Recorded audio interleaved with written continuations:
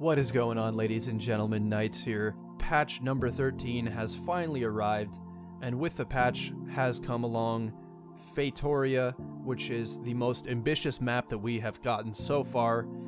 It has been retrofitted with many new interactables and some very, very cool objectives. It is really the first map that truly feels like an immersive sieging experience. There's actually a tunnel beneath the castle that can be used to benefit the attacking team by having another entry point. There is another mortar placed, which is a very, very powerful tool on this map.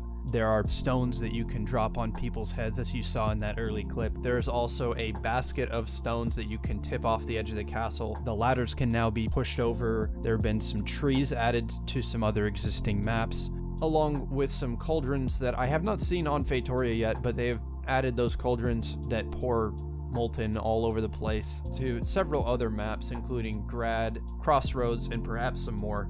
Invasion is the main mode. It has the most going on for it, and the first phase of Feitoria, on the attacking side, they are prompted with an objective that requires them to push a siege tower up against the castle wall, and once this objective has been completed, it has a staircase that can lead up to the castle, so that is another bonus entry point. Archers can hang out at the very top of it.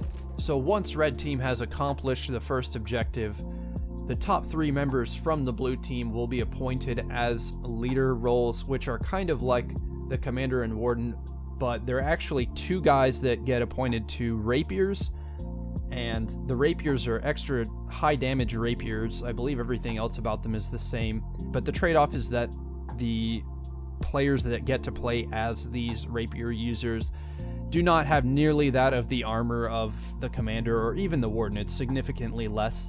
Now, the third member of the 3 appointees will be given a longsword.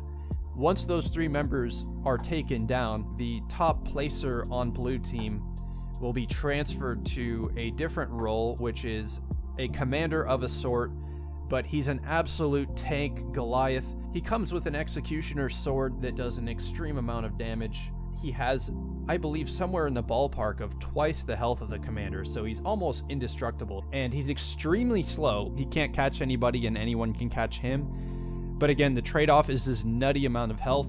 I don't even think you can parry him. As you see in the clips, I'm smacking right through shields, hold to block shields, time to block shields, all sorts of parries. They just don't seem to work. When playing as the town guard, there's actually a building in the center of the courtyard that has some chicken drumsticks in there, and you can actually replenish your health quite a bit by consuming these drumsticks. And there's lots of other little Easter eggs throughout the map, so if I miss some, feel free to let me know down in the comments and I will happily check those out. And to top things off, if this commander role player goes down, the objective is not lost, and that's the very interesting thing, and I think they did this right as opposed to Grad, which is a bit boring in the way of playing commander. The final objective isn't actually to take down the Goliath executioner player, it's actually to kill the common folk of the castle, and if they get taken down, the game is lost. I think this was a very good choice on the devs' end to make this leader role have a lot more freedom as opposed to just sitting and hiding. It's a really interesting take. I think they took everything that they did wrong about the commander and warden with Grad and they made it 10 times better, meaning there's 4 different people that might have a chance of being able to play kind of a more exciting role, a unique experience. The map is laced, like I've mentioned, with all sorts of different interactables, multiple catapults, ballistas, lots of different mix-ups in the way of how to be able to siege the castle.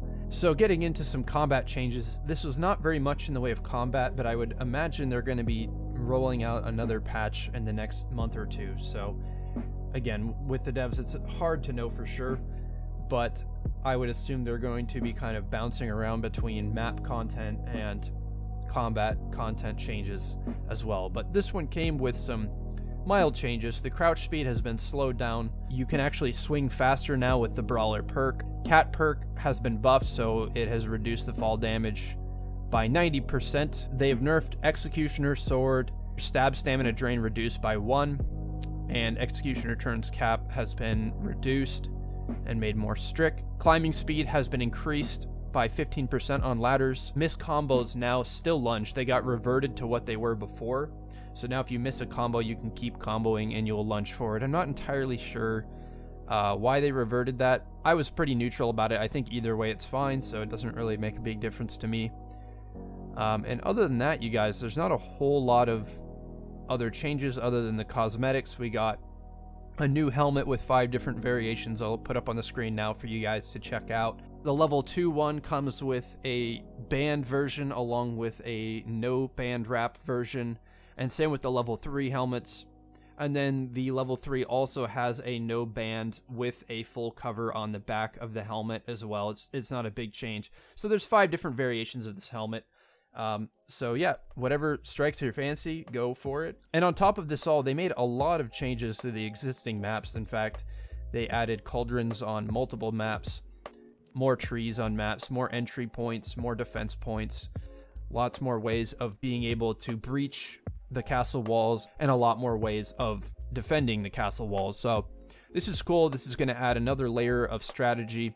They will also be getting Mountain Peak prepped for invasion in the coming weeks, along with putting the finishing touches on the Castello map. So if they can get that map out in the next few weeks to a month tops, this could really give this game a solid chance at having a comeback.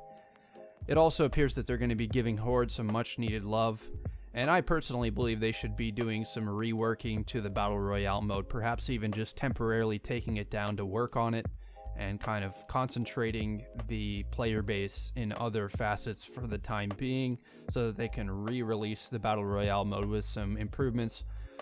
But again, there's so much they need to work on, and it's a tough call. Ultimately, I think they just need to expand their dev team so that they can be working on competitive modes and working on cosmetics and maps and be working on fixing other things all at the same time so that they don't have to jump around from project to project, so that they can take it all on at the same time.